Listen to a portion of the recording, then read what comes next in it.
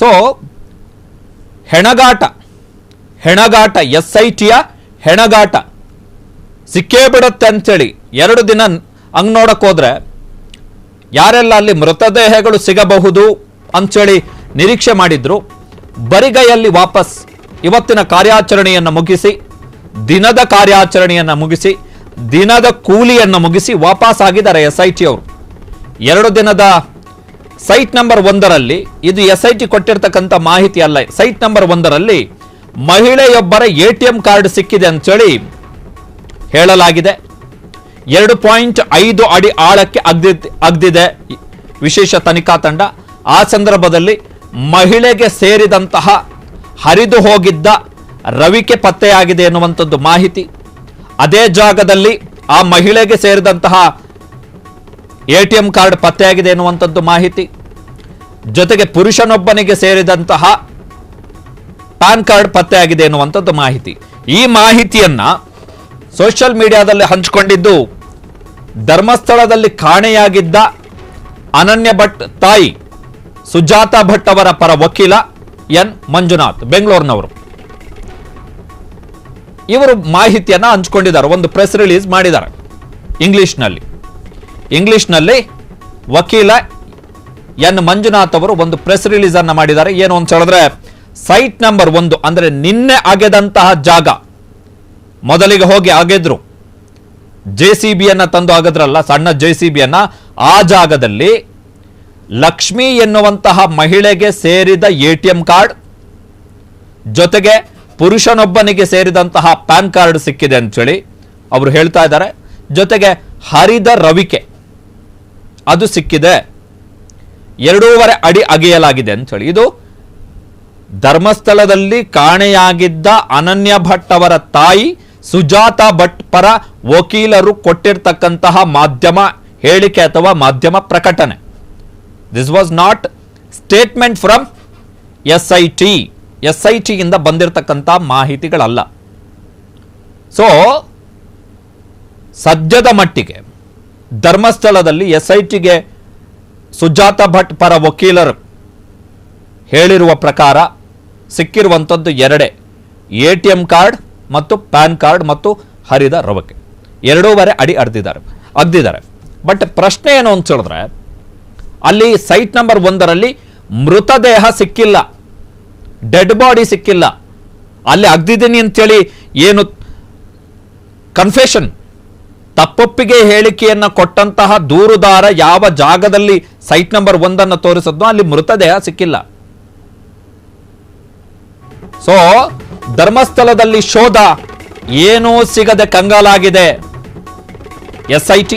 Site number 1ರಲ್ಲಿ ಸಿಕ್ಕಿರುವಂತಹ Lakshmi ಎಂಬಾಕೆಯ PAN card, ಇದೇ ಜಾಗದಲ್ಲಿ ಸಿಕ್ಕಿರುವಂತಹ ಪುರುಷನಿಗೆ ಸೇರಿದಂತಹ ಪ್ಯಾನ್ ಕಾರ್ಡ್, ATM ಕಾರ್ಡ್ನಲ್ಲಿ ಲಕ್ಷ್ಮಿ ಎನ್ನುವಂತಹ ಹೆಸರು ಉಲ್ಲೇಖ ಇದೆ ಅಂತೇಳಿ ಸುಜಾತಾ ಭಟ್ ಪರ ವಕೀಲರು ಹೇಳಿದ್ದಾರೆ. ATM ಕಾರ್ಡ್ನಲ್ಲಿರುವಂತಹ ಬ್ಯಾಂಕ್ ಮತ್ತು ATM ಕಾರ್ಡ್ ನಂಬರ್ ಗೊತ್ತಾಗುತ್ತೆ. ಆ ಮಾಹಿತಿಗಳ ಆಧಾರದಲ್ಲಿ ಆ ಲಕ್ಷ್ಮಿ ಯಾರು, ಎಲ್ಲಿ ಅವರು, ಅವರಿಗೆ ಎಷ್ಟು ವಯಸ್ಸಾಗಿತ್ತು, ಏನು ಕತೆ ಅಂತೇಳಿ ಗೊತ್ತಾಗತ್ತೆ. ಅವರು ಬದುಕಿದಾರೋ ಅಥವಾ ಅವರು ಮೃತಪಟ್ಟಿದ್ದಾರೋ, ಅವರ ATM ಕಾರ್ಡ್ ಅಲ್ಲಿ ಯಾಕೆ ಬಂತು, ಪ್ಯಾನ್ ಕಾರ್ಡ್ ಯಾಕೆ ಬಂತು, ಅಲ್ಲಿ ಸಿಕ್ಕಂತಹ ಹರಿದ ರವಿಕೆ ಇದು ಯಾರಿಗೆ ಸೇರಿದ್ದು ಅಂತೇಳಿ ಪತ್ತೆ ಆಗಬೇಕು. ಬಟ್ ಈ ಇನ್ಫಾರ್ಮೇಶನ್ ಅನ್ನು ಕೊಟ್ಟಿರುವಂಥದ್ದು SIT ಅಲ್ಲ, ಬದಲಿಗೆ ಸುಜಾತಾ ಭಟ್ ಪರ ವಕೀಲರು 2.5 ಅಡಿ ಆಳ 2.5 ಅಡಿ ಆಳ ಆಗ್ದಿದ್ದಾರೆ ಎನ್ನುವಂಥದ್ದು ಅವರು ಹೇಳಿರುವಂಥದ್ದು. ಒಂದು ವೇಳೆ ಇದೇ ಜಾಗದಲ್ಲಿ ಮೃತದೇಹವನ್ನ ಹೂತು ಹಾಕಲಾಗಿದ್ದರೆ ಅಲ್ಲಿ ಮೃತದೇಹದ ಕುರುಹುಗಳು ಸಿಗಬೇಕಿತ್ತು, ದೇಹದ ಯಾವುದಾದರೂ ಮೂಳೆ ಸಿಗಬೇಕಿತ್ತು, ಸಿಕ್ಕಿಲ್ಲ. ಬುರುಡೆ ಸಿಗಬೇಕಿತ್ತು, ಸಿಕ್ಕಿಲ್ಲ. ಸಿಕ್ಕಿರುವಂಥದ್ದೇನು ATM ಕಾರ್ಡ್ ಮತ್ತು ಪ್ಯಾನ್ ಕಾರ್ಡ್ ಮತ್ತು ಹರಿದ ರವಕೆ. ಈತ ದೂರುದಾರ ತನ್ನ ಸ್ಟೇಟ್ಮೆಂಟ್ನಲ್ಲಿ ಜುಲೈ 4ನೇ ತಾರೀಕು ಧರ್ಮಸ್ಥಳ ಠಾಣೆಯಲ್ಲಿ ದಾಖಲಾದಂಥ FIR ಸಂಖ್ಯೆ 39/2025 ಅಡಿಯಲ್ಲಿ ಆತ ಹೇಳಿರುವಂಥದ್ದೇನು,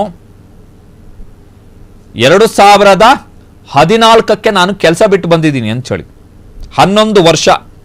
ಸೊ 11 ವರ್ಷ ATM ಕಾರ್ಡ್ ಇರ್ಬೋದು, ಬಿಕಾಸ್ ಆಫ್ ಅದರ ಕ್ವಾಲಿಟಿ ಹಂಗಿರುತ್ತೆ, ಪ್ಲಾಸ್ಟಿಕ್ಕು. ಏನೂ ಆಗಿಲ್ಲ ಅಂತ ಅನ್ಕೊಳ್ಳೋಣ. ಹರಿದ ರವಕೆಯ ಪೀಸ್ ಹೆಂಗೆ ಉಳ್ಕೊಳ್ಳೋಕ್ಕೆ ಸಾಧ್ಯ? That is very important. SIT ಅವರು ಏನು ಸ್ಟೇಟ್ಮೆಂಟನ್ನು ಕೊಟ್ಟಿಲ್ಲ, SIT ಅವರು ಏನು ಹೇಳಿಕೆಗಳನ್ನು ಕೊಟ್ಟಿಲ್ಲ. ಬುರುಡೆ ಮಹಾಜರು ಮುಗ್ದಿದೆ ಅಂಥೇಳಿ SITಯ ಮುಖ್ಯಸ್ಥ ಪ್ರಣಬ್ ಮೊಹಂತಿ ಅವರು ಇವತ್ತು ಮಧ್ಯಾಹ್ನ ಅಗಿಯುವಂತಹ ಸ್ಥಳ ಏನಿತ್ತು ಅಲ್ಲಿಗೆ ಬಂದರು, ಅಲ್ಲೇ ಖುದ್ದಿದ್ರು. ಅವರು ಕೊಟ್ಟಂತಹ ಮಾಧ್ಯಮಗಳಿಗೆ ಕೊಟ್ಟಂಥ ರಿಯಾಕ್ಷನ್ನ ಪ್ರಕಾರ ಬುರುಡೆ ಮಹಾಜರು ಮುಗ್ದಿದೆ, ತನಿಖೆ ಪ್ರಾಥಮಿಕ ಹಂತದಲ್ಲಿದೆ ಅಂಥೇಳಿ. ಬಟ್ ಸಿಗಬೇಕಾಗಿರುವಂಥದ್ದು ಬಾಡಿ, ಡೆಡ್ ಬಾಡಿ ಸಿಗಬೇಕು, ಮೃತದೇಹ ಸಿಗಬೇಕು, ಸಿಕ್ಕಿಲ್ಲ. ಸೊ SIT ಎರಡನೆಯ ದಿನವೂ ಕೂಡ ಕಂಗಾಲಾಗಿದೆ, ಬರಿಗೈಯಲ್ಲಿ ವಾಪಸ್. ಒಂದು ವೇಳೆ ಮೃತದೇಹ ಸಿಗದೆ ಹೋದರೆ SITಯೇ ನಗೆಪಾಟಲಿಗೀಡಾಗಬಹುದಾದಂತಹ ಅಪಾಯ ಇದೆ. SITಯೇ ನಗೆಪಾಟಲಿಗೆ, ಪೊಲೀಸ್ ಆಫೀಸರ್ಗಳೇ ನಗೆಪಾಟಲಿಗೀಡಾಗಬಹುದು.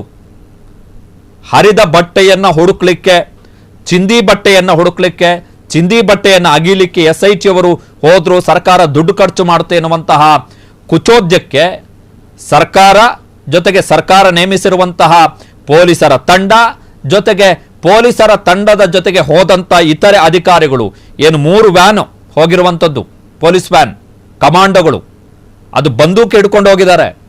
ಕಾರಣ ಏನು ಅಂತ ಹೇಳಿದ್ರೆ, ಏನು ಭದ್ರತೆಯ ಕಾರಣಕ್ಕೋಸ್ಕರ ಕಮಾಂಡೋಗಳು ಬಂದೂಕು ಹಿಡ್ಕೊಂಡು ಹೋಗಿದ್ದಾರೆ. ಇಷ್ಟು ಭದ್ರತೆಯಲ್ಲಿ ಆಗ್ತಿರುವಂಥ ಅಗೆತ ಅಲ್ಲಿ. ಸೊ ಇಷ್ಟು ಭದ್ರತೆಯಲ್ಲಿ ಅಗೆದಂತಹ ಜಾಗದಲ್ಲಿ ಸದ್ಯದವರೆಗೆ ಆಸ್ ಆಫ್ ನಾವು ಇವತ್ತಿನ ಕಾರ್ಯಾಚರಣೆ ಅಂತ್ಯ ಆಗಿರುವವರೆಗೆ ಒಂದೇ ಒಂದು ಕುರುಹು ಸಿಕ್ಕಿಲ್ಲ. ಕ್ಷಣ ಕ್ಷಣದ ಸುದ್ದಿಗಳಿಗಾಗಿ ಫ್ರೀಡಂ ಟಿವಿ ಸಬ್ಸ್ಕ್ರೈಬ್ ಮಾಡಿ, ಲೈಕ್ ಮಾಡಿ ಹಾಗೂ ಫಾಲೋ ಮಾಡಿ. ಹೊಸ ಸುದ್ದಿಗಳ ನೋಟಿಫಿಕೇಶನ್ಗಾಗಿ ಬೆಲ್ ಐಕಾನ್ ಮೇಲೆ ಕ್ಲಿಕ್ ಮಾಡಿ.